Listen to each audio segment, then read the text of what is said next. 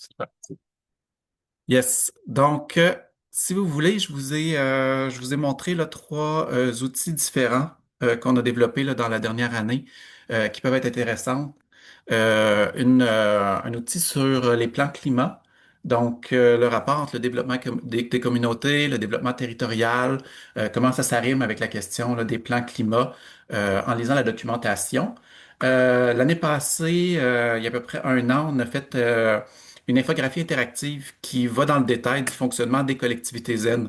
Donc, si vous aimez la présentation aujourd'hui, puis que vous voulez aller plus dans le détail de la manière que se déroule une collectivité zen, les différentes étapes, les outils qu'on a mis en place pour le faire, etc., c'est là.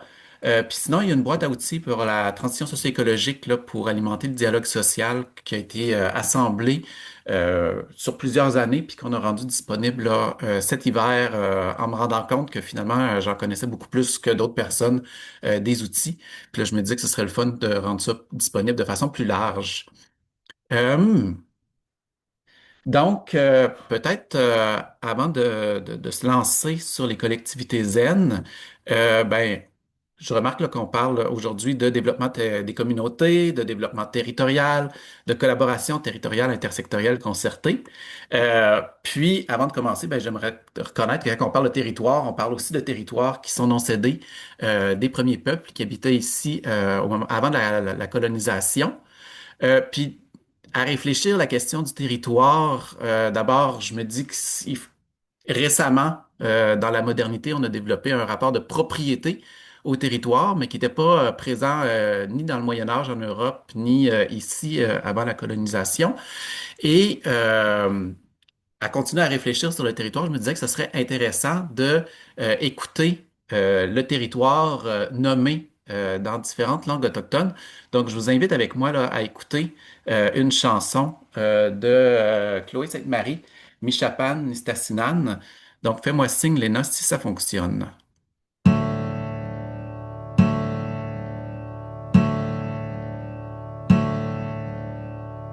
Quaticook, Mazatlan, Manitou, Mégantic, Manouan, Ivujivik, Mascouche, Maniwaki, Saskatchewan, Shipshaw, Matawan, Windigo,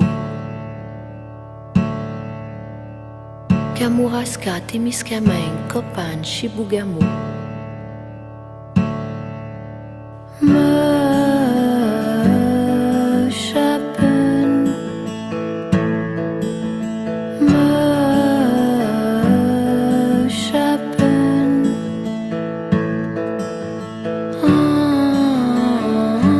Antesinan,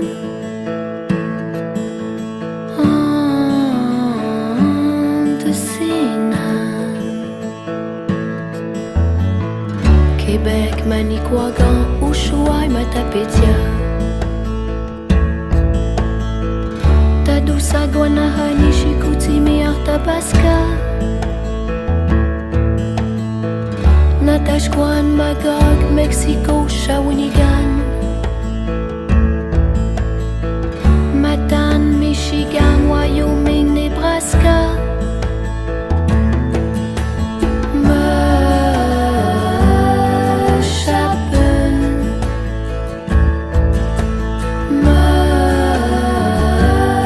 chapen,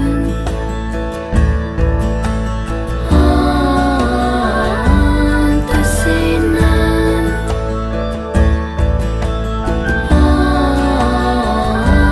Antesinan.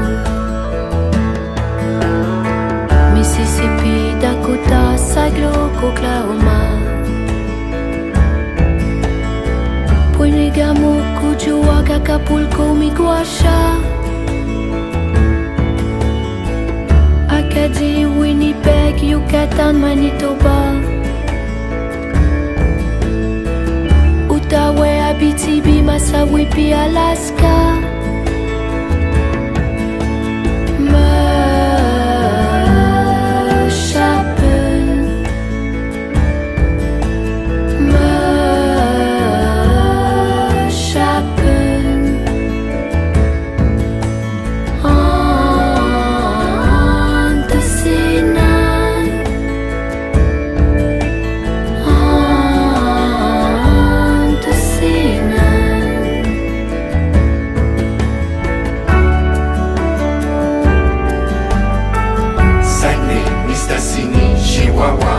Québec, Manhattan, Milwaukee, Montreal, Rimouski, Escumina, Chichen Itza, Caraquet, Matagami, Squatec, Tabusintac, Ixtapat, Acadigache. Merschapen,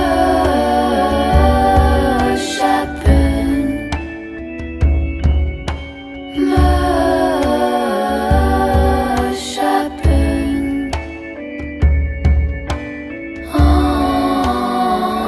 Andesinnen, Andesinnen,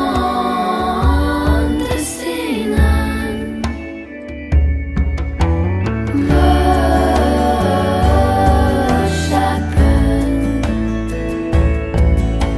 Merschapen,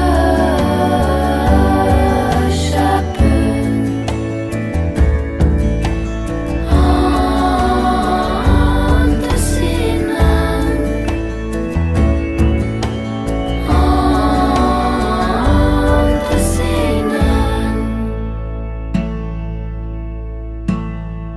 Que notre terre était grande.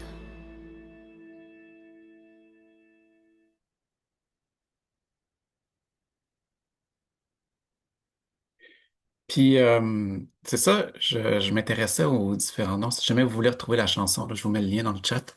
Je m'étais intéressé aux différents noms du territoire parce que j'avais lu un historien, un sociologue de l'Université Laval, là, Denis Delage, qui nous apprenait qu'en fait, à une époque assez récente, il y avait encore beaucoup plus de toponymes, donc de noms du territoire, qui étaient autochtones un peu partout dans notre province, puis ailleurs en Amérique du Nord. Je vous mets aussi la référence en ligne si vous voulez aller lire ça. C'est super intéressant sur les liens là, entre les nouveaux arrivants puis les premiers peuples. Euh, puis Denis Delage va nous dire que au moment de la colonisation, là où les Européens coupent la forêt, occupent le sol puis refoulent les Amérindiens, les toponymes seront européens, le plus souvent sans rapport avec les racines autochtones. Mais sur le territoire actuel du Québec, en dehors des vieilles zones agricoles et seigneuriales, presque tous les toponymes étaient encore amérindiens au 19e siècle, donc dans les années 1800. Il continue plus loin, c'est la Commission de géographie du Québec qui, à partir de 1912, a supprimé des milliers de noms amérindiens. Puis là, il va d'un diagnostic, il dit, est-ce qu'il fallait pas rayer de la mémoire l'antériorité des Autochtones pour pouvoir coloniser, bûcher, exploiter des mines? Il dit, certes oui. Par contre, la justification qu'en donna alors ne pouvait qu'occulter cette dépossession. Fait qu'il il cite Eugène Rouillard, secrétaire de la Société de géographie d'alors. Donc Eugène nous dit, sait-on tout le tort que cette manie des noms sauvages nous fait à l'étranger? Jetez, mesdames et messieurs, un coup d'œil sur les cartes géographiques de notre pays et en particulier sur certaines régions de notre province. Ne croirait-on pas y voir un immense campement de peaux rouges?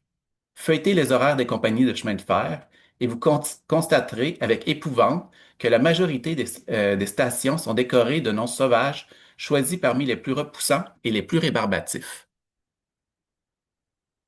Donc, au-delà de tout ça, Denis Delage, il réfléchit.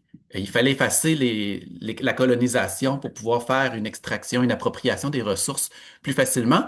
Mais il diagnostiquait aussi, sans aller très loin, là, parce qu'il disait que l'argument serait long à faire, qu'il y avait une peur des Canadiens et des Canadiennes françaises de passer pour des sauvages aussi, dans cette volonté d'effacer là, toute trace autochtone du territoire, autant que faire se peut.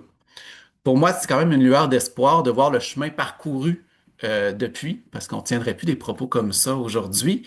Puis, quand j'ai entendu la chanson là, de Chloé Sainte-Marie, ça m'a fait plaisir d'entendre tous ces noms autochtones qui continuent à peupler le territoire. Donc, le rapport est complètement différent de celui de Eugène en 1912. Mais en même temps, je constate qu'on n'est pas rendu au bout du racisme, là. À mon sens, on est présentement dans une période de fin des évidences. Je vous mets un autre lien dans le chat, peut-être le dernier ou l'avant-dernier. Si jamais ça vous intéresse, j'ai écrit ça là, à la fin de l'automne, dans le courant de l'automne, sur toute la question du fait que il y avait un consensus libéral d'avancée du féminisme, de la diversité sexuelle et de genre, des propos racistes qui étaient pas, qui étaient inacceptables dans le grand consensus occidental, si on veut, puis que depuis les années 2015, ça tend à s'éroder. Puis il y a une extrémisation, puis un retour là, entre autres du racisme qui nuit à un exercice de décolonisation. Fait qu'à mon sens, il y a le besoin dans tous nos organismes, dans notre vie actuelle, dans la politique, de finir de déraciner le racisme. Donc, on n'est plus en 1912, mais si on n'a pas fini de déraciner le racisme, puis s'il faut en venir à bout à un moment donné, puis un racisme qui peut se traduire autant vers les personnes autochtones que les personnes migrantes. Par exemple, qu'on entend présentement sur le fait que les personnes migrantes seraient à l'origine de la crise du logement, puis asphyxieraient les services publics. Puis pendant ce temps-là, ben, on fait de l'économie du discours sur les baisses d'impôts qu'on sentit aux plus riches, aux grandes entreprises, sur le fait que Airbnb s'est installé, puis maintenant il est rendu avec un droit des clauses grand-père dans nos villages, dans nos cœurs de ville, etc. Donc, ça nous permet de ne pas parler de certaines choses quand on blâme l'autre. Puis,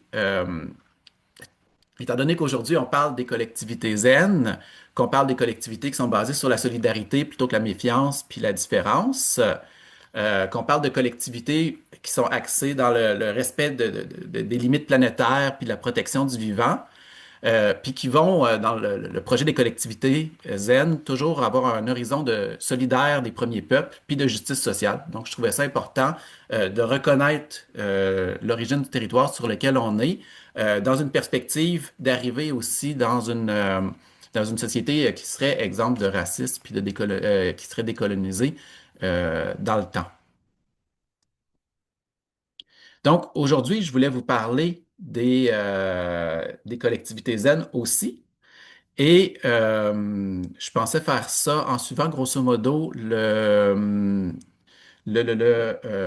plan du document, si vous êtes allé le voir, qui fait l'histoire de 4 ans des collectivités zen. Ça va se passer par une présentation générale du projet pour que on ait en tête un peu les mêmes référents là, par la suite, parce que les apprentissages qu'on dégage, ben, sont associés à certaines phases du projet ou à certaines euh, actions qui sont menées durant le projet. Donc, ce petit récapitulatif-là nous permet après ça de construire là-dessus. Ensuite, les apprentissages se déclinent en 3 catégories. Il y a ceux des acteurs, des actrices qui participent au projet dans les territoires. Il y a les dynamiques territoriales elles-mêmes. Puis il y a les rouages internes du projet. Enfin, je vais y aller pour une conclusion un peu plus globale là, sur qu'est-ce qui se passe, des questions-réponses de votre part. J'aimerais arriver à la période de questions-réponses autour de 45, fait que ça se peut que j'aille un peu plus rapidement sur les rouages internes si on n'a pas le temps d'aller trop dans le détail pour se laisser un peu plus de période d'échange. Donc, pour la petite histoire, les collectivités zen, ça vient du Front commun. Puis le Front commun pour la transition énergétique vient lui-même des exercices pour bloquer Énergie Est, donc de Coule pas chez nous. Après la victoire contre le développement d'un pipeline là, qui aurait passé sur une bonne part des cours d'eau du Québec, menaçant l'eau potable des municipalités notamment, le vivant aussi par le fait même. Il y a eu une volonté d'arriver avec une proposition pour la société québécoise, arrêter d'être toujours dans une opposition au projet, puis avec une volonté d'arriver avec un projet de société qui peut être plus porteur que de passer du pétrole bitumineux dans notre territoire. Donc, il y a une feuille de route qui a été élaborée par la société civile. Il y a 14 axes là-dedans, des centaines de propositions. Puis, ce que le Front commun se rendait compte après l'élaboration de la feuille de route, c'est qu'il aurait pu se cantonner dans un rôle de revendication. Donc, que le gouvernement soit là, puis que tu deviennes un groupe de pression à l'égard du gouvernement. Puis, il y avait une volonté de toucher à plus de leviers que juste de parier toutes ces œufs sur le panier provincial. Donc, dans ce contexte-là, ils ont lancé les collectivités zen, donc la volonté de réaliser la feuille de route dans les différents territoires québécois. Euh, il va y avoir entre 2021 et 2024 collectivités zen qui vont naître à différents endroits. En Outaouais, dans deux quartiers de Montréal, La Chine, puis à un petit quartier-ville, à Laval, à Québec, au Saguenay-Lac-Saint-Jean, dans Rimouski-Neigette, en Gaspésie, puis dans la Nodière, là, 2 MRC, l'Assomption d'Autrey. Et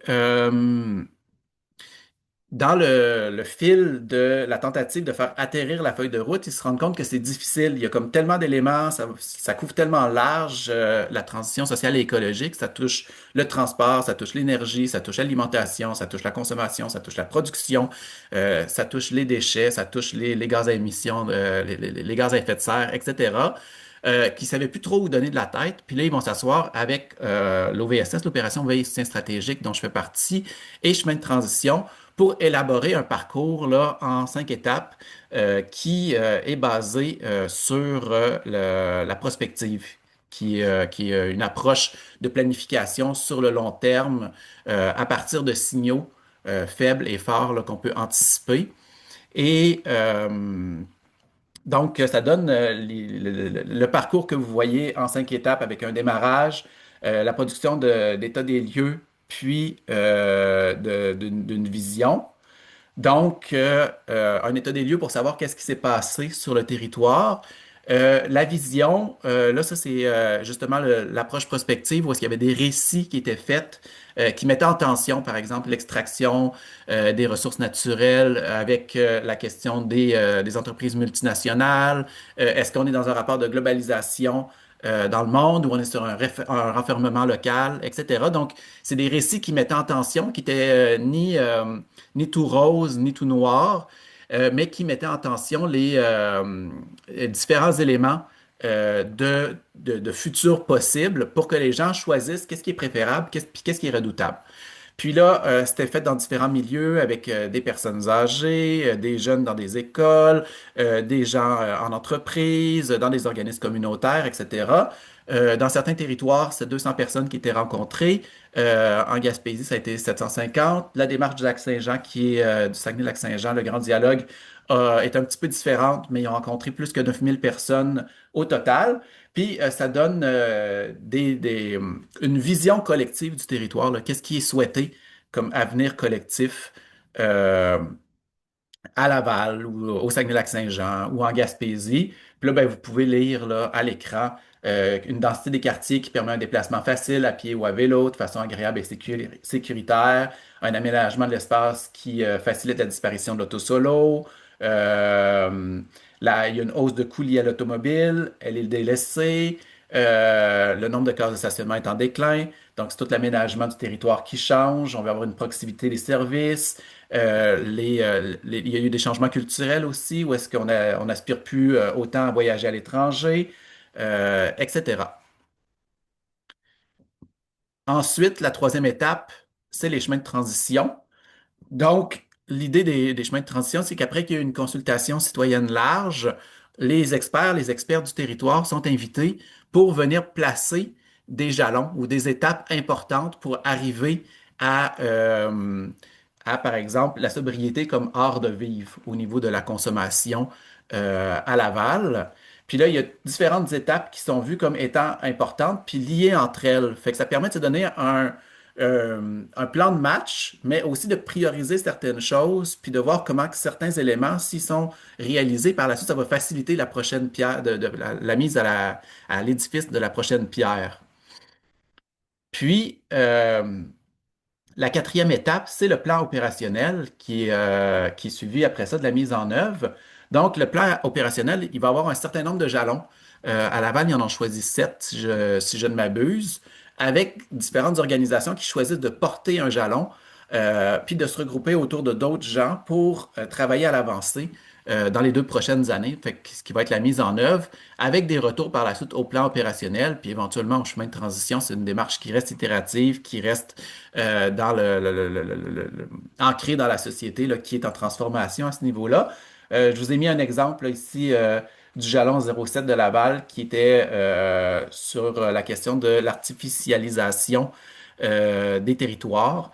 Donc, est-ce qu'on pourrait arrêter de minéraliser, donc de construire des routes, de construire des bâtiments à Laval, ou si on en construit des nouveaux, il faut qu'on déminéralise certains autres espaces. Donc, il y a le Conseil régional de l'environnement avec Canopé qui travaille sur une cible puis un plafond de minéralisation pour le territoire lavallois, par exemple.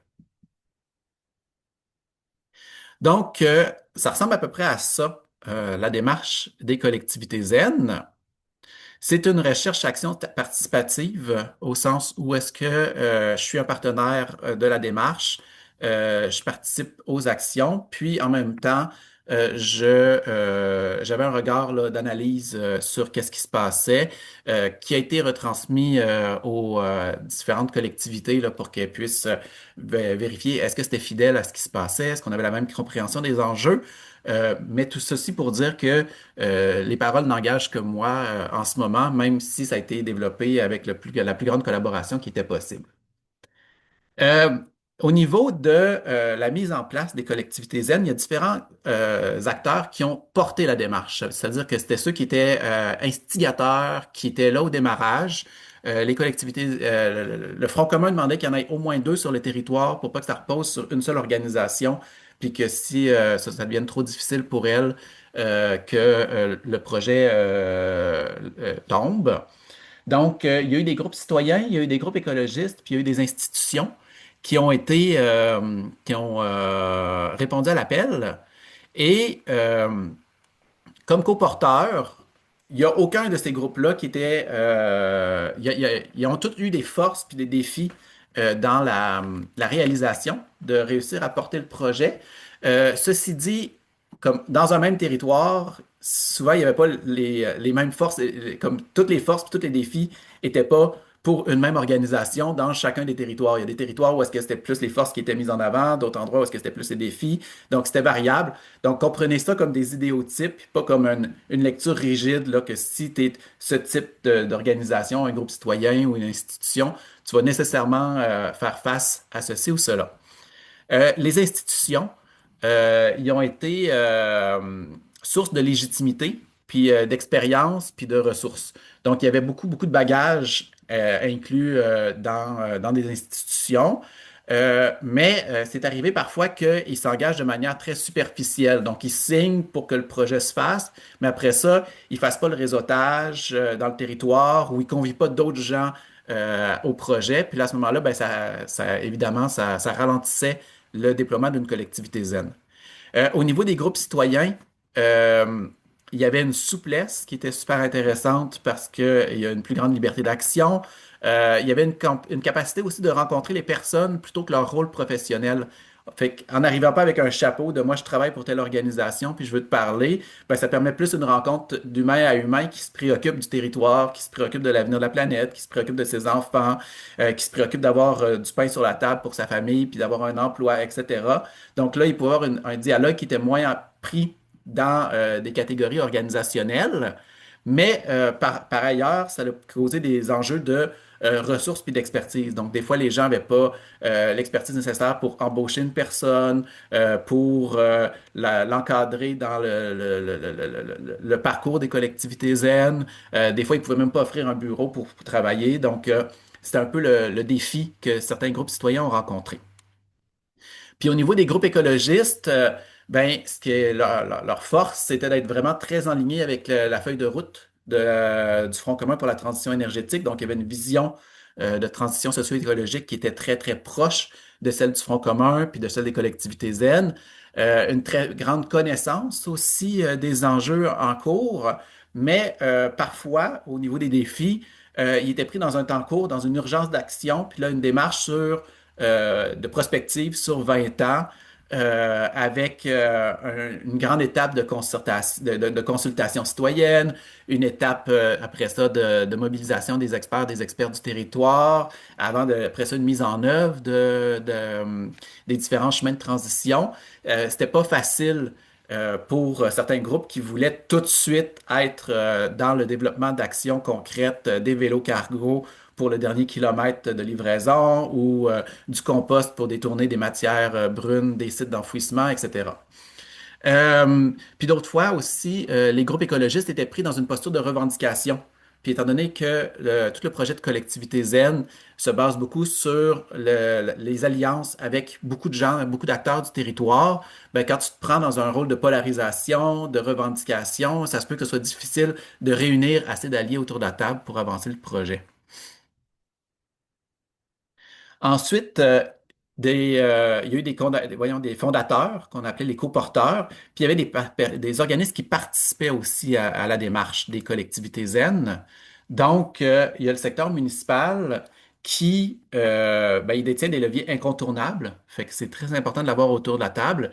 Il appréciait aussi la rigueur de la démarche. Donc, le fait que ce soit une démarche universitaire qui est basée sur la prospective, c'était vraiment facilitant pour faire le lien.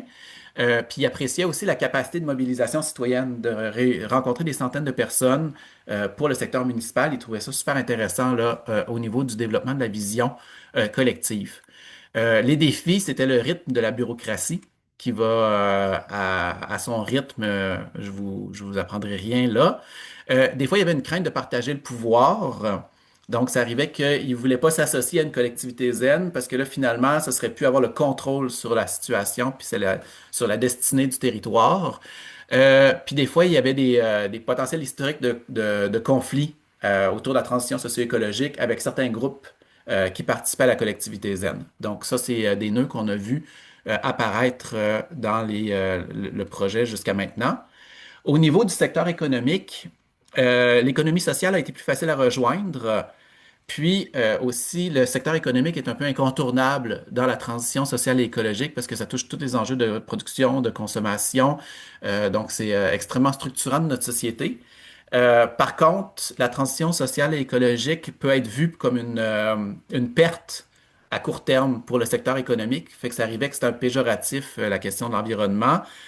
Puis ça a été comme à peu près partout des acteurs qui ont été quand même difficiles à mobiliser. Le secteur de l'économie, à l'exception de l'économie sociale là, qui était plus sensible au projet des collectivités zen, puis aux questions de la transition. Puis là, je parle dans des grandes catégories, là, il y a des nuances, mais admettons, les chambres des commerces, il y en a une qui a participé à une démarche de collectivité zen sur 9 collectivités. Au niveau du communautaire, il y a une expertise en justice sociale, une expertise en concertation, rassembler les acteurs sur le territoire, mais d'un autre côté, il y avait une crainte parce qu'il y a une surcharge actuellement, il y a un sous-financement, donc il y a un manque de ressources qui pourrait s'accentuer s'il dédie trop de temps ou d'énergie à la question de la transition sociale et écologique. Il y avait aussi une crainte de la dilution de leur mission historique. Donc, que la question de la lutte à la pauvreté ou de la justice sociale soit détournée au profit de questions environnementales. Oui, puis il y avait aussi une peur qu'il puisse y avoir une compétition là, pour le financement. Le secteur culturel, lui, de son côté, ben, il est super important puis, parce qu'il peut créer des nouveaux imaginaires. Donc, on sort du rationnel, on commence à toucher les émotions, on touche la question du sensible, on peut l'ancrer dans le corps, dans les émotions, etc. Mais il est quand même moins sollicité dans les espaces de concertation en général. Puis au niveau des collectivités zen, ça prenait comme des efforts délibérés pour réussir à l'intégrer dans les démarches. Puis la participation citoyenne, ben pour moi, il y a comme 4 formes de participation citoyenne. Où est-ce que je suis rendu dans ma tête? Il y a la question des mouvements sociaux qui concernent un peu moins là, le projet de collectivité zen. Il y a la consultation large. Donc, on l'a vu tout à l'heure dans l'exercice de vision, c'est des centaines de personnes qui sont réunies. Là, ça se passait très bien avec une grande diversité là, de publics qui étaient présents et présentes. Il y avait une présence sur des comités de travail, des bénévoles, souvent à la retraite, je dirais, qui mettent énormément l'épaule à la roue, qui apportent de l'eau au moulin, tout ce que vous voudrez, puis qui ont vraiment beaucoup nourri les démarches. Parfois aussi, c'est des gens très, très impliqués qui se saisissent, puis qui ont envie de contribuer à ce véhicule-là dans leur territoire pour apporter la transition. C'est certain que c'est des profils assez particuliers qui répondaient à ça, soit qui avaient une expérience en animation de groupe, une expérience en travail d'équipe. Donc, il y avait, c'est pas tout le monde qui pouvait participer de la même manière à ce niveau-là. Puis sinon, il y a une volonté aussi, une tentative d'inclusion là, par exemple, de personnes qui sont analphabètes, qui pouvaient être dans des contextes d'itinérance, etc. Puis, ça a été une expérience, ça a été un apprentissage, mais ça n'a pas été une réussite pour la simple raison que il y a des récits prospectifs qui servent à lancer la discussion. Puis si tu passes ça dans des analyseurs, dans des analyseurs de langage sur Internet là, qui te disent c'est quoi le niveau de langage de la mise en récit, ben c'est un récit qui est littéraire, qui est digne d'université. Il y a des virgules, il y a des points-virgules, il y a des phrases qui sont assez complexes dedans, ce qui facilite pas la compréhension. Il y avait des personnes analphabètes dans le groupe aussi, fait que c'est comme déjà partir d'un texte puis travailler à partir d'un texte, ça devenait vraiment une grande embûche. Donc, puis le déroulé lui-même de l'activité, d'essayer de découper un grand récit en blocs pour en parler, ben là, il y avait des éléments qui venaient plus tard, qui répondaient à des éléments du départ, fait que c'était difficile. Puis, les ateliers étaient identifiés pour que les gens, les ateliers étaient pensés pour que les gens identifient des facteurs qui étaient redoutables par rapport à l'avenir, puis des facteurs qui étaient souhaitables par rapport à l'avenir. Donc, ça visait à collecter de l'information. Puis là, si les gens y écrivent pas, fait que là, il n'y a pas de post-it qui sont remplis. Fait qu'il y avait aussi comme un enjeu au niveau de la collecte des données, la quantité d'informations qui pouvaient ressortir là, d'un tel atelier. Fait que ça a été intéressant de l'essayer. Ce qui est souvent dit, c'est que ça prend du temps pour faire de l'inclusion. Ça prend des personnes qui sont dédiées spécifiquement à cette dimension-là d'une démarche. Puis ça a été répété là, dans le cas des collectivités zen. Euh, Enfin, il y a eu les Premières Nations aussi qui ont été abordées, notamment plus en Gaspésie, puis au Saguenay-Lac-Saint-Jean, parce qu'elles sont actives et présentes et habitent sur le territoire. Ce qui ressortait de tout ça, c'est qu'il y a un savoir ancestral par rapport au territoire. Donc, ils connaissent bien le territoire, ils le voient changer, etc. Puis, il y a une philosophie ou une ontologie, là, si vous me permettez le grand mot, d'interdépendance avec le vivant. Donc, on est vraiment comme une partie de tout ce qui nous entoure. On en dépend, il nous nourrit. On lui est redevable aussi au restant du territoire. Puis là, ce qui apparaissait, c'est que dans la démarche des collectivités zen, la méthode était trop alloctone. Donc, le territoire n'était pas un acteur à proprement dit, c'était juste un décor en arrière, puis ça se passait à Québec comme ça pouvait se passer à Laval ou comme ça pouvait se passer à Saguenay. Puis ça n'avait pas vraiment d'importance. C'est comme si le territoire n'était pas vécu, n'était pas incarné. Fait que c'était difficile de rentrer en résonance pour des personnes autochtones avec la démarche.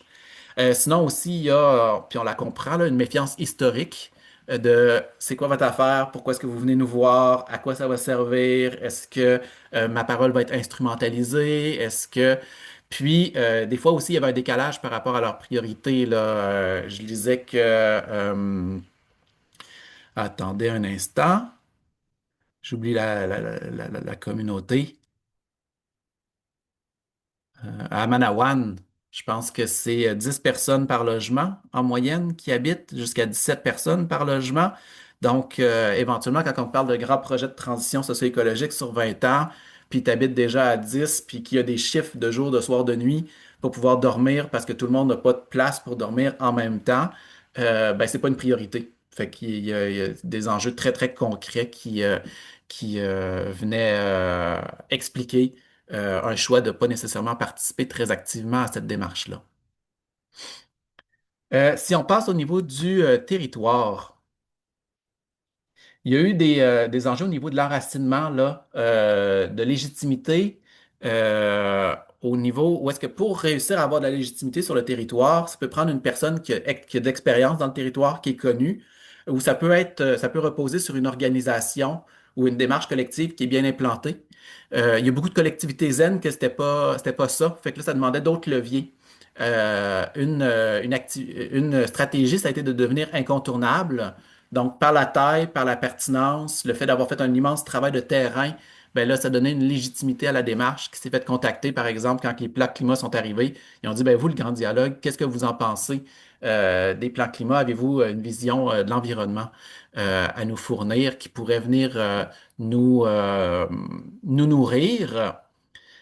Sinon, il y a certaines autres collectivités se sont appuyées sur le fait que le réseau des collectivités zen était membre du Front commun, qui avait 1,8 million personnes derrière l'initiative, des centaines d'organisations aussi. Donc, puis qu'il y avait tout un sérieux scientifique avec l'Université de Montréal là, qui était participante à travers des chemins de transition. Puis sinon, ce qui avait été évoqué aussi, la chronologie des alliances. Donc, voir qui est plus proche de ta vision, puis aller les contacter en premier, mais aussi qui est porteur de légitimité sur le territoire, puis peut te permettre après ça de faire des liens avec d'autres personnes. Donc, comme ça te permet d'orienter les énergies vers la bonne place. Au niveau des incohérences territoriales, ben, il y a eu différents défis. Par exemple, il y a eu une démarche qui était fondée sur deux MRC, alors que les deux MRC n'ont pas d'historique de collaboration. L'historique de collaboration, c'est soit au régional ou soit par MRC. Fait que là, ça devenait une créature un peu chimérique, la collectivité zen, puis ça devenait difficile de créer des ponts à ce moment-là. Quand que la collectivité zen veut agir à l'échelle d'une ville, ben, les diffusions municipales, on fait quoi avec ces îlots-là? Puis là, comment est-ce qu'on commence à jongler avec différentes administrations municipales? Parfois, ça s'est fait à un niveau régional, la collectivité zen, dans une ville-région, par exemple. Puis là, il y avait une perte du référent paroissial. Donc, c'est comme les gens ont un esprit d'appartenance, pas avec la ville de Laval, mais avec certains quartiers à proprement dit. Puis là, quand on leur parle du quartier, là, ça les mobilise, là, ils sont interpellés. Mais de faire la transition pour la ville de Laval, ça devenait un petit peu trop loin de leur réalité. Fait qu'il y avait quelque chose à ce niveau-là à réfléchir. Puis sinon, les agglomérations sont toujours aussi des fois des échelles d'action intéressantes là, par exemple, pour le transport en commun au niveau de Montréal, mais on peut penser à Gatineau puis Ottawa, où est-ce qu'on est dans deux provinces différentes. Puis là, comment est-ce qu'on fait pour de l'arrimage puis une démarche de transition qui se veut situer dans une région ou dans une province. Puis là, des fois aussi, on déborde à ce niveau-là. Donc, puis dernièrement, en dernier lieu, à Montréal, quand ça s'est fait dans les quartiers, les démarches de collectivité zen, ils se rendaient compte qu'il n'y avait pas tant de levier pour la transition qui se faisait au niveau du quartier. C'était plus au niveau de la ville de Montréal qu'il fallait agir. Donc, ça a été compliqué pour les collectivités zen de trouver leur X à ce niveau-là. Sinon, l'identité, l'histoire du territoire aide aussi. Quand il y a une histoire de lutte commune contre les hydrocarbures, contre des grands projets industriels, ben, ça peut être facile pour les gens après ça de se galvaniser autour d'une proposition de collectivité zen. L'amour du territoire a été super importante parce que quand il y a un amour du territoire qui est partagé, ben, ça devient plus facile d'asseoir dans la même pièce des gens qui pensent pas pareil, puis qui vivent des tensions là, par rapport aux caribous forestiers, par rapport à des développements industriels, par rapport aux usages du territoire, mais qui peuvent quand même se rencontrer sur cet amour-là partagé, puis rentrer en dialogue. Fait que c'est quand même un pas important qui est fait. Puis des fois, il y a des histoires de collaboration aussi là, qui sont super pertinents dans les territoires. Donc, je vais sauter une partie qui me paraît moins importante pour aller vers la conclusion, pour nous laisser un petit peu de temps de discussion. Euh, Pour moi, les collectivités zen sont des démarches en développement des communautés, dans le sens où est-ce que il y a un ancrage territorial, il y a une approche concertée, il y a un besoin de légitimité, de reconnaissance dans le territoire, puis de participation d'une diversité d'acteurs. Euh, fait que les atouts puis les défis sont sensiblement les mêmes. Mais ce qu'on a remarqué, c'est qu'il n'y a pas encore de collectivité Z qui a été démarrée dans une démarche en développement des communautés. Des fois, les démarches en développement des communautés ont été des partenaires des collectivités zen, mais ils n'ont pas été plus loin que ça. Fait que ça pose la question de est-ce qu'il y a une institutionnalisation trop grande du développement des communautés, puis que ça entre la table santé mentale, la table NS, la table jeune, la table itinérance. Finalement, est-ce que ça vient rigidifier les cadres, puis ça rend difficile la capacité de traiter la question de la transition sociale et écologique à ce niveau-là? Euh, Puis en même temps, on remarquait, comme dans les chemins de transition à Laval, l'inclusion puis la lutte à la pauvreté, c'est partout dans leur trajectoire, là. Tant au niveau des prises de décision, de l'équité territoriale, la mixité, la justice sociale, dans certaines initiatives où est-ce qu'il y a de la réparabilité, de la circularité, de la mutualisation de biens puis de ressources puis d'infrastructures qui peuvent participer à réduire des inégalités. Donc, il y a différents volets qui viennent répondre à, à la mission du développement des communautés, mais le pont n'était pas encore tout à fait créé. Sinon, c'est certain qu'il y a une portée systémique là, au changement, à la démarche des collectivités zen. Il y a une vision citoyenne large, il y a des experts du territoire qui sont mobilisés, il y a une méthode prospective qui est rigoureuse. C'est un projet qui est sur 20 ans, qui est très ambitieux. Ça met en synergie toutes les forces du territoire, mais ça a le défi de ses avantages, où est-ce qu'il y a une certaine lourdeur de la démarche. Puis, dans l'année prochaine, il va y avoir une volonté de repenser pour voir est-ce qu'il y a certaines phases ou certaines étapes du projet des collectivités zen qui peuvent être soit réduits, soit enlevés pour garder l'essentiel là, de la démarche à ce niveau-là. Puis si vous avez envie de réfléchir à ça avec nous, avec moi, avec le Front commun, avec Chemin de transition, n'hésitez pas à nous écrire là, ça va nous faire plaisir de réfléchir à la prochaine mouture, puis peut-être qu'on va en faire différentes nouvelles moutures pour tester des choses à différents endroits. Donc, c'est là qu'on en est dans les discussions, puis la réflexion de la prochaine phase du projet. Puis sinon, sur une note un peu plus large, c'est certain que le moment 2020 à 2022-2023, c'était une période d'essor puis d'effervescence là, dans les changements, dans la lutte au changement climatique, dans la transition sociale et écologique. Il y a eu le FAQDD, donc le Fonds d'action québécois de développement durable, si je ne me trompe pas, qui a mis 30 millions de dollars, qui a financé une trentaine d'initiatives, malgré qu'il ait reçu 250 propositions à peu près. Il y a eu les plans climat qui ont été annoncés par le gouvernement de la CAQ. Il y a aussi toutes les fondations qui devaient passer de leur enveloppe de 3%, 3,5% de leurs avoirs à 5% de leurs avoirs annuellement. Donc, on était dans une phase de croissance au niveau de la transition socio-écologique. Puis là, maintenant, avec l'élection qu'il y a à la Maison-Blanche, mais aussi avec la période d'austérité qui reviennent dans les États occidentaux, suite à l'inflation qu'on a connue pendant la COVID, les guerres tarifaires, un militarisme rampant, la période, elle change, puis la conjoncture change, puis ça devient plus difficile. On est comme dans une période plus de consolidation, euh, de, de, de, de garder le cap dans les territoires qui se sont engagés dans des projets plutôt que dans une période d'essor. Donc, ça va être important là, pour les organismes puis pour les démarches de garder active cet enjeu-là sur la table dans les prochaines années parce qu'on le sait, les changements climatiques, ça s'en ira pas, même si on n'en parle pas. Donc, je pourrais arrêter là pour aujourd'hui. Est-ce que vous avez des questions, des commentaires, des remarques?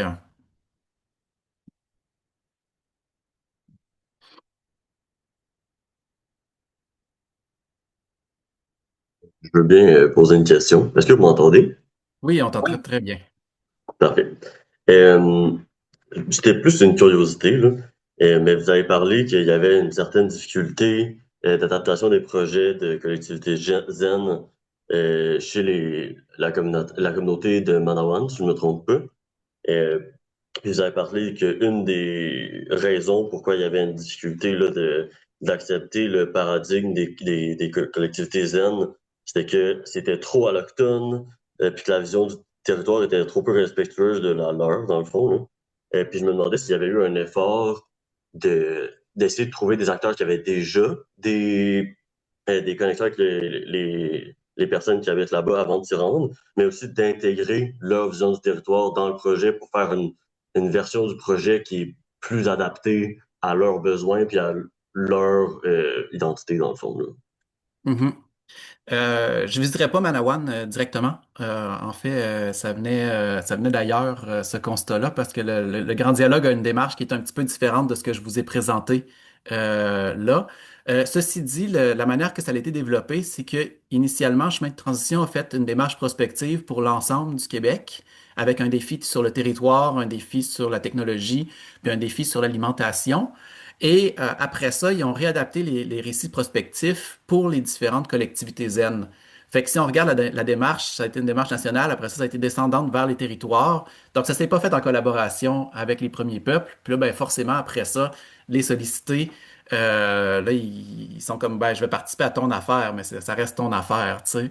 Fait que, il y a des ponts quand même qui ont été créés, il y a des gens qui ils ont parlé à certaines choses. Des fois, il y avait une impression de se répéter. Ils ont l'impression des fois que ça fait 20 ans qu'ils disent, ben, si on fait pas soin de la nature, ben, la nature pourra pas prendre soin de nous, puis éventuellement, ben, est-ce que ça change tant que ça que je vienne te leur dire à toi dans ta démarche par rapport à toutes les autres fois que je l'ai dit avant? Donc, il y avait un peu ce sentiment-là là, qui sortait. Fait que oui, ce serait le fun de faire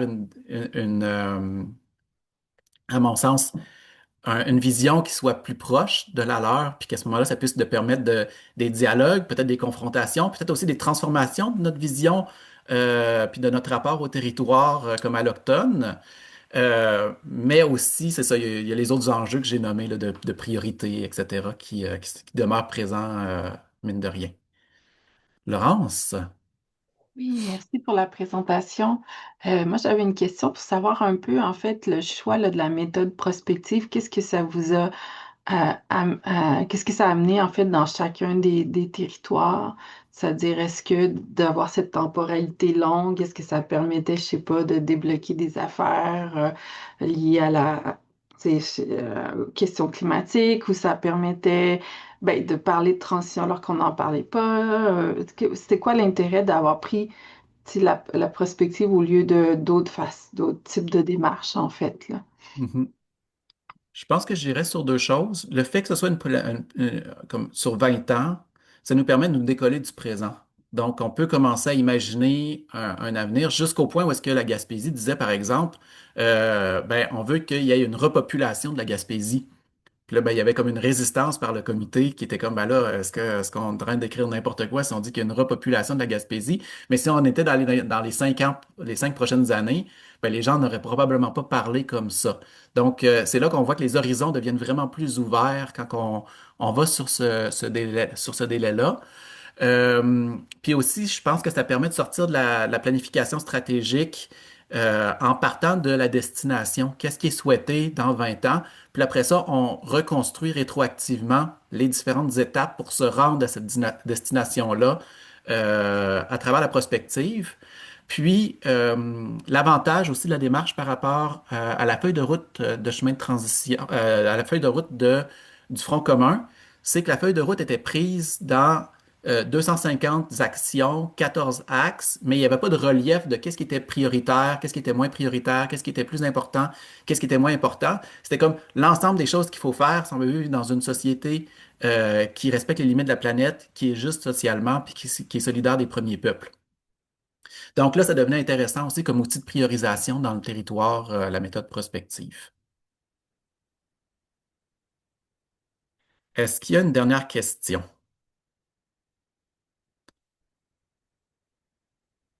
Sinon, J'en ben aurais vas-y. une s'il y a personne d'autre qui en a, là. Ah, ben, Anna qui en fait avait l'air d'avoir une question. C'est pas une question, c'est un commentaire, mais je peux peut-être laisser. Mais je vais aller vite, peut-être qu'on va avoir le temps pour les deux. C'était sur ton analyse, Pierre-Élie, sur le cadre peut-être trop rigide du milieu du développement des communautés ou du développement social, là, selon comment on l'appelle, ou qui était peut-être trop institutionnel et tout. Puis c'est juste que j'ai hier, on avait une rencontre, on a formé différents groupes de travail là, dans la région, différents groupes thématiques pour mener ce que les collectivités zen appellent en général les chemins de transition. Fait que comment se rapprocher le plus possible de la vision souhaitée. Puis on travaille donc depuis l'automne de plus en plus près du milieu du développement social ici dans la région du Saguenay-Lac-Saint-Jean.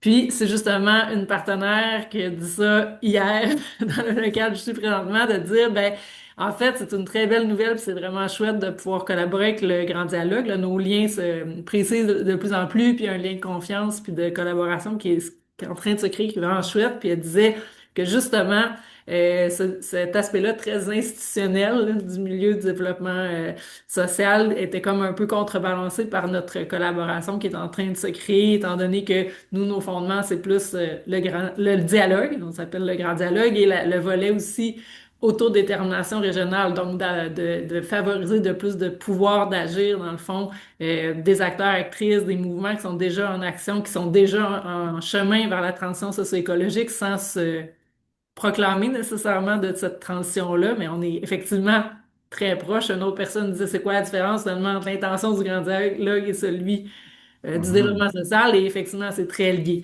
Bref, c'était juste, c'est un clin d'œil là, qui faisait vraiment quoi, une discussion d'hier, d'effectivement, peut-être que les collectivités zen peuvent, c'est des nouvelles initiatives, une autre manière d'approcher les acteurs, actrices, initiatives sur le territoire, ben, peuvent peut-être un peu venir créer un souffle nouveau, mais en travaillant vraiment en commun, parce que oui, les missions sont effectivement très rapprochées. Et tant mieux si on est plus à créer des ponts pour ces changements-là sociaux et environnementaux. Très gentil. Vraiment. Vraiment.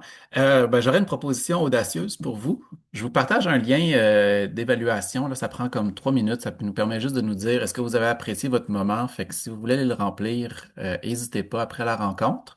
Puis s'il y a des gens qui ont envie de déborder, qui n'ont pas quelque chose à 13 heures, on peut continuer à discuter jusqu'à 13h20. Moi, éventuellement, j'ai quelque chose qui m'attend là, à 13h30. Fait que c'est ça. Je sais pas si Cédric, tu voulais te lancer ou est-ce qu'on laisse Léa pour parler parce qu'elle n'a pas encore été, puis ensuite. Ouais, peu importe. Merci Pierre-Élie pour ta présentation. Moi, j'étais un peu curieuse de t'entendre sur peut-être le côté d'agentivité des collectivités zen. Tu sais, c'est comme, en effet, c'est un projet sur du long terme et ça fait 4 ans puis encore, il y en a qui sont arrivés plus récemment dans le projet, mais tu sais, là, moi, je suis plus proche. Je pense et puis c'est peut-être des réponses différentes selon toutes les collectivités, mais tu sais, justement, je trouve ça intéressant un peu la spécificité du grand dialogue qui est comme cet aspect de autonomisation régionale. Mais dans bien des cas, il y a comme des blocages au niveau comme tu l'as mentionné, là, de la non-participation ou plus de la vision de comme c'est une menace du point de vue des pouvoirs publics. Bref, je me demandais un peu comment déjà quand même le côté de comme la différence que ça a apporté, je pense, dans les communautés. J'aimerais savoir si tu avais comme un peu une vision, s'il y a des liens entre les territoires de par le fait que la démarche, elle s'est répliquée à différents endroits, ou est-ce que c'est vraiment différent selon les dynamiques avec les pouvoirs publics dans les territoires. Euh, En tout cas, j'ai comme l'impression que c'est un gros frein. Puis, tu sais, notamment la Rimouski, où il n'y a même pas eu de financement pour opérationnaliser la démarche, il y a comme quelque chose de très frustrant du côté de ce qui a pu produire la collectivité zen. Bref, je suis comme c'est une question large, mais je sais pas si ça t'évoque des Mhm. choses. Euh, ben, je pense que en général, c'est quand même difficile d'approcher. C'est plus difficile d'approcher un acteur politique, une administration publique. Là. Les administrations publiques, souvent les fonctionnaires, ils ne se sentent pas légitimes s'il n'y a pas une directive politique derrière. Les politiciennes, ben, ça dépend où est-ce qu'est leur cœur. On se rendait compte que c'est ça. Quand les gens sont dans une optique de transition, souvent ils vont essayer de travailler les structures de l'interne pour faire un peu de place pour pouvoir participer à la démarche ou faire du réseautage, être un ambassadeur, une ambassadrice de la démarche. Donc ça, on a vu ça arriver. Rarement dans un premier temps. Tu sais, souvent, il faut que la démarche s'établisse, qu'il y ait assez d'acteurs autour de la table, qu'il y ait une légitimité, qu'il y ait certains pas qui soient accomplis. Euh, Puis après ça, dans un deuxième temps, ça peut s'installer, puis c'est variable selon les territoires, selon les gens en place. Mais j'ai l'impression que c'est moins comme l'administration municipale ou le conseil de ville, puis c'est plus des gens spécifiques là, qui portent cette vision-là, puis qui vont choisir d'en faire une priorité. Euh, dans le territoire, puis pour la collectivité zen aussi. Fait que ce serait un peu ça ma réponse à chaud de même. Sinon, il y a un élément que je vous ai pas parlé, qui était l'effet papillon. Où est-ce que des fois ça piétine, ça piétine, ça piétine, puis là il arrive de quoi, puis là ça change d'échelle. Donc tu rencontres la bonne personne sur le territoire, ça te met en lien avec 4, 5, 6 démarches où tu étais trop comme micro-local par rapport à ta volonté de territoire d'action, puis là finalement tu te mets en réseau avec des organisations qui agissent à un niveau plus large, ou il y a un événement qui permet de débloquer puis d'ouvrir les imaginaires sur la démarche. Donc je pense qu'il y a aussi de cet état-là où est-ce que des fois on se frappe à un nœud, mais il faut garder espoir puis comme l'essayer par différents sens là, même si ce sera pas nécessairement on va t'accueillir avec la porte grande ouverte, ben réessayer ça finit par déboucher dans plein de situations que j'ai entendues. Puis c'est ça. Ça fait des sauts qualitatifs où est-ce que tu es comme ça, puis de coup tu es comme ça. Fait qu'il faut pas penser qu'on a une belle ligne linéaire Y égale à X ou je sais pas quoi là. Cédric?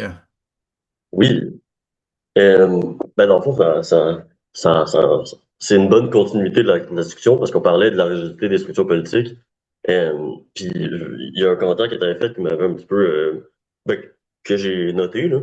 Puis tu avais dit qu'il y avait une certaine peur du milieu communautaire, que ça allait à l'encontre de leur projet social. Puis justement, la raison pour que je trouve que ça fait une bonne continuité, c'est parce que le communautaire, c'est un levier d'action qui est un petit peu plus facile à Mhm. avoir du côté du projet que les structures politiques. Mais est-ce qu'il y a des récits qui sont mis de l'avant pour démontrer les façons que les projets sociaux des organismes communautaires sont imbriqués en fait dans le projet social des collectivités zen? Parce que la pauvreté est intrinsèquement reliée euh, à la crise environnementale par le biais des rouages du capital. Fait que voilà, j'étais curieux de voir si c'était quelque chose, un effort qui avait été fait de votre part. Ben oui, tout à fait. Je pense que l'effort le plus intéressant qui a été fait, qui est un peu différent, c'est d'aller voir les groupes communautaires puis leur dire qu'est-ce que nous on peut faire dans la transition qui vous aide dans votre mission. Puis là, on renversait la question au lieu de dire comment est-ce que vous pouvez participer à notre truc, c'est comment est-ce que nous, ce qu'on fait, vient contribuer à ce que vous essayez déjà de faire. Puis ça avait permis de créer des ponts qui étaient super intéressants. Sinon, oui, ça a été fait là, de toute la question de la transition sociale et écologique. Ben, il y a tout le volet social.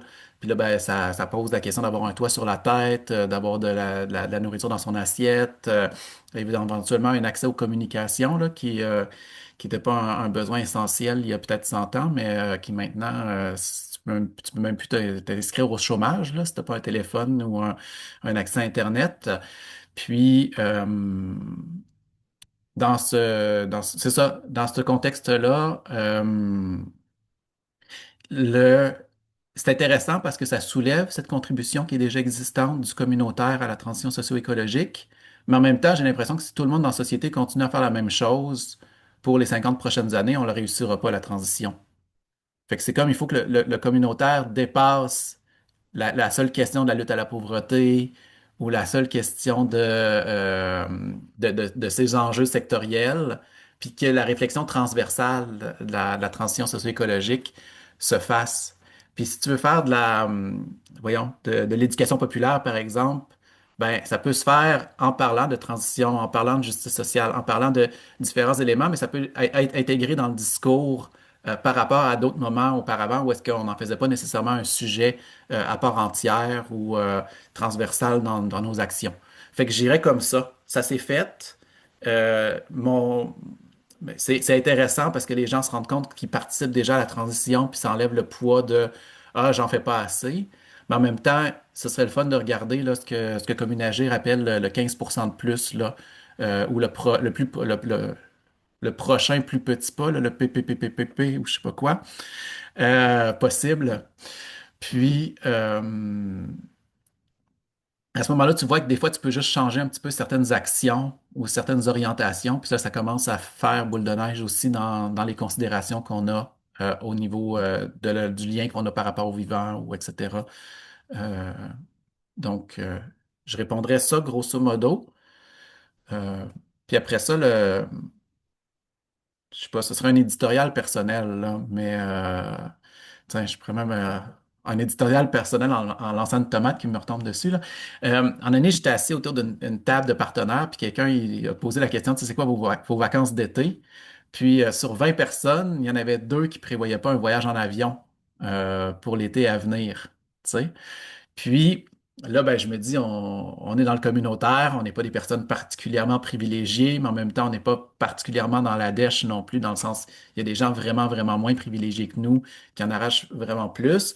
Puis, dans ce contexte-là, euh, ça pose la question de nos repères culturels. Puis là, je vous disais, me lancer une tomate, ben moi, je m'en vais à Madagascar voir ma demi-sœur là, cet été. Je vais passer 6 semaines là-bas, puis j'arrête une semaine à Paris. Là, ça fait 7 ans que j'avais pas volé. Dans ma conscience environnementale, ça reste quand même tendu, ce choix-là, de faire ce voyage-là pour des raisons familiales, mais qui sont pas si nécessaires que ça non plus, parce qu'elle vient aussi au Québec, tu sais. Fait que il y a comme ces questions-là de, oui, nos organisations, qu'est-ce qu'elles font? Oui, nous, qu'est-ce qu'on fait? C'est quoi les orientations sociétales aussi qu'on prend? Puis pour moi, c'est un jeu de poupée russe où est-ce que c'est facile de juste pointer les autres ou c'est facile de juste se pointer soi-même de j'en fais pas assez, c'est moi qui devrait porter l'avenir du monde. Puis je pense qu'aucune des deux équations est vraiment intéressante là, dans ce sens-là. Euh, Fait que c'est ça. Ça se fait de voir qu'est-ce qui est déjà fait pour pas s'imaginer qu'il faut tout changer.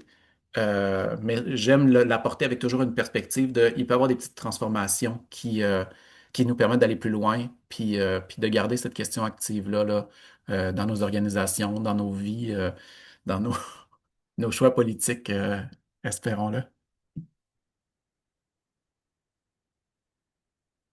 Oui, Amada. Oui, bonjour Pierre-Élie, bonjour tout le monde. Donc moi je voulais témoigner un peu aussi pour ce qui se passait de l'Outaouais. Moi je suis aujourd'hui coordonnateur de collectivité Zen Outaouais, co-coordonnateur justement parce que euh, on- il y a une partie dans le projet où on réfléchit beaucoup à comment s'arrimer au territoire, comment s'arrimer aux initiatives existantes pour éviter la duplication. Ça a été beaucoup l'angle d'approche qu'on a mis en place. Et c'est sûr qu'on a comme fil rouge le fameux parcours en 5 étapes qu'on partage avec toutes les autres collectivités.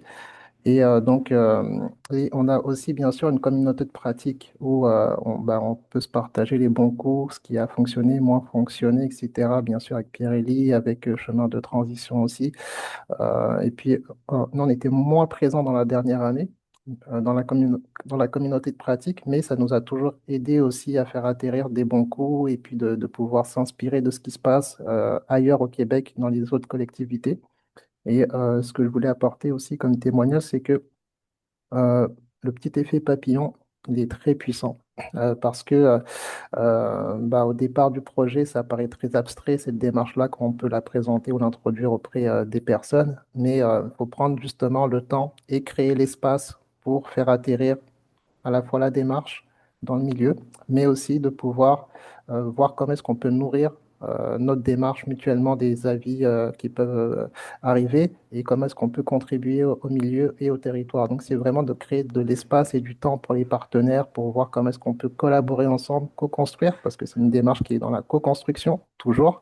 Donc, on a essayé de pousser nous, au maximum cette démarche de co-construction. Et puis, par exemple, euh, nous, on a décidé en Outaouais de s'incorporer, donc de devenir un organisme de bienfaisance enregistré et de pouvoir s'inscrire dans la durée, dans le territoire, dans le paysage aussi des différentes organisations et aussi de pouvoir toujours travailler en collaboration. Et donc, par exemple, on peut aussi prendre parfois certaines libertés dans la démarche. Nous, par exemple, les ateliers, on les a donnés, je pense que c'est le cas aussi ailleurs en Gaspésie notamment, donner des ateliers dans les deux langues, en français, en anglais, parfois pendant le même atelier, parler dans la langue où les personnes sont les plus, en tout cas, habituées à parler pour pouvoir justement créer des ponts, des liens. Je pense que c'est des approches nouvelles aussi qu'on essaye d'avoir. Donc, on prend aussi cette liberté de pouvoir tester, essayer, pratiquer et puis de bonifier, corriger. Donc, on adapte à chaque fois en fonction des publics. En tout cas, c'est ce qu'on essaye de faire. Et puis, par exemple, nous, on est rendu en Outaouais à la fin de l'étape numéro 2. donc avec la vision et puis un état des lieux qu'on a co-construit avec l'Observatoire du développement de l'Outaouais, donc l'ODO. Et donc pour nos ateliers d'exploration du futur, on est rendu aujourd'hui avec une vision demain l'Outaouais.